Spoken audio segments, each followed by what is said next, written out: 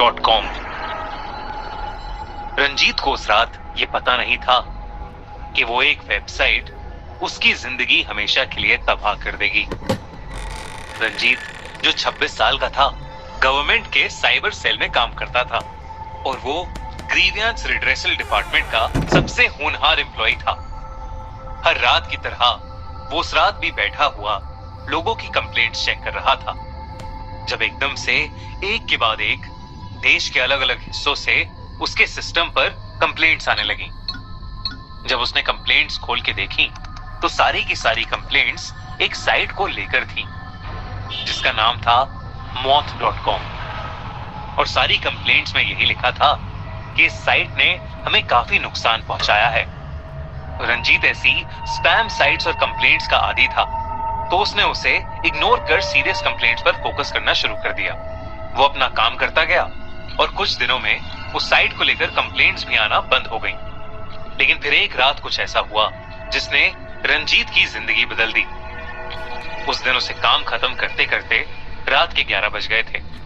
वो जैसे ही अपना सिस्टम बंद करने वाला था कि तभी फिर से बहुत सारे मेल्स एकदम से आने लगे जिनमें उसी वेबसाइट के बारे में लिखा था। रंजीत ने परेशान होकर उस वेबसाइट moth.com को इंस्पेक्ट करना शुरू कर दिया। moth.com खोलते ही एक सफेद कलर के वेब पेज ने उसके कंप्यूटर की पूरी स्क्रीन को घेर लिया। रंजीत ने देखा कि उस सफेद वेब पेज पर एक टाइमर था जिस पर 2 दिन बाद की एक डेट लिखी हुई थी और जिसके नीचे लिखा था आपकी मौत का दिन। मतलब वो वेबसाइट रंजीत से कह रही थी कि उसकी मौत 2 दिन में हो जाएगी। रंजीत को लगा कि ये किसी कॉलेज के बच्चे की शरारत है और उसने उस वेबसाइट को हमेशा के लिए बंद कर दिया और फिर वो अपना कंप्यूटर स्विच ऑफ करके अपने घर के लिए निकल गया। घर पहुंचते पहुंचते वो उस वेबसाइट के बारे में बिल्कुल भूल ही गया था।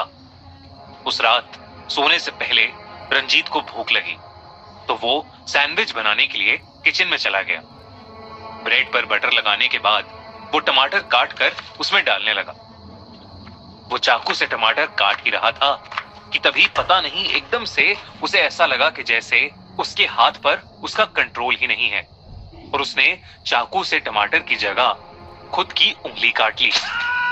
दर्द के मारे रंजीत के हाथ से वो चाकू छूटकर नीचे गिर गया। उसने फटाफट अपनी उंगली पर पट्टी लगाई और पेन किलर खाकर सो गया। हालांकि हल्की फुल्की चाकू से चोट तो उसे पहले भी लगी थी, पर ऐसे अपने हाथ का कंट्रोल एकदम से खोना ये उसके साथ पहली बार हो रहा था। अगली सुबह वो अपने फोन पर ढेर सारी पॉपअप नोटिफिकेशंस की आवाजों से उठा। उसने जब अपना फोन चेक किया तो उस पर बहुत सारे अनरेड मैसेजेस थे। उसने जैसे ही उन मैसेजेस को देखने के लिए अपना फोन अनलॉक किया तो उसकी मोबाइल स्क्रीन वाइट हो गई और उस पर लिखा था आपकी मौत में अब 1 दिन बाकी है। उसने ध्यान से देखा तो उसके मोबाइल ब्राउजर में moth.com खुली हुई थी। ये देखकर उसे बहुत अजीब लगा क्योंकि आज तक उसने जो भी साइट रिमूव करी थी वो कभी ऐसे वापस नहीं आई थी। उसने उस वेबसाइट को अपने फोन पर बंद करने की कोशिश की पर कुछ नहीं हुआ।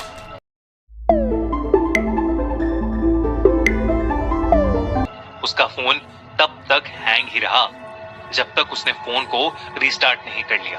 दोबारा मोबाइल खोलने पर सब नॉर्मल था और moth.com की वेबसाइट भी अब खुल नहीं रही, पर उसने फिर भी सोचा कि वो ऑफिस जाकर इसके बारे में अच्छे से जांच करेगा। उस दिन जब वो ऑफिस पहुंचा तो उसने देखा कि उसका पूरा सिस्टम करप्ट हो चुका था। वो अब और कंफ्यूज हो गया था और बस ये समझने की कोशिश कर रहा था कि जो कुछ भी उसके साथ अभी हो रहा है वो सब सच था कि नहीं। यही सोचता सोचता वो बाहर चाय की टपरी पर जाकर चाय पीने लगा। कुछ देर बाद उसके ऑफिस से उसे एक अर्जेंट कॉल आया और वो ऑफिस वापस जाने लगा। पर उसी बीच रास्ते में उसे याद आया कि वो अपना वॉलेट चाय की टपरी पर ही भूल गया था। वो उस चाय की टपरी से अपना वॉलेट लेने वापस ही जा रहा था कि तभी उसके फोन पर एक और नोटिफिकेशन आई। उसने अपना फोन खोला तो देखा कि उसे एक और मैसेज आया था जिसमें moth.com का लिंक था। ये देखकर वो इतना गुस्सा हुआ कि उसने अपने फोन को जमीन पर दे मारा। तभी उसके सर के ऊपर लगा एलईडी बिलबोर्ड काले से सफेद हो गया और उस पर लिखा आया, आपकी मौत में बस अब कुछ घंटे बाकी हैं। इससे पहले रंजीत कुछ कर पाता, वो बिलबोर्ड अचानक से उसी के ऊपर गिर गया। रंजीत की आंखें खुली तो वो अस्पताल में था और उसके पूरे शरीर पर पट्टियां लगी थीं। सुबह का वक्त था, मतलब पिछला दिन बीत चुका था और अब दूसरा दिन शुरू हो गया था। रंजीत के होश में आते ही उसकी पत्नी वीना उठकर डॉक्टर को बुलाने के लिए भागी। तभी रंजीत ने वीना के पीछे बड़ी हार्ट रेट मेजर करने वाली मशीन की ओर देखा तो वो एकदम से बंद पड़ गई, लेकिन फिर वो वापस ऑन हुई और उस पर भी एक वाइट स्क्रीन थी जिस पर वही टाइमर था और जिस पर अब लिखा था, आपकी मौत का दिन आ गया है। रंजीत ने जोर से चिल्लाने की कोशिश की पर उसकी हालत के कारण उसके मुंह से आवाज ही नहीं निकली। उसके देखते देखते ही आसमान जो एकदम शांत था बहुत जोरों से बरसने लगा और तेज आंधी चलने लगी। वो आंधी इतनी तेज हो गई कि खिड़की के बाहर के पेड़ की एक बहुत मोटी डाल टूटकर खिड़की तोड़ते हुए अंदर आई और सीधा रंजीत के शरीर के अंदर घुस गई, जिसकी वजह से उसकी वहीं मौत हो गई। खिड़की टूटने के शोर से वीना और बाकी डॉक्टर्स जब वहां आए तो रंजीत की लाश उस हालत में देखकर सबके पसीने छूट गए। तभी वीना के फोन पर एक के बाद एक नोटिफिकेशंस आने लगी। वीना जो उस वक्त सदमे में थी, उसने उन मैसेजेस को इग्नोर कर दिया।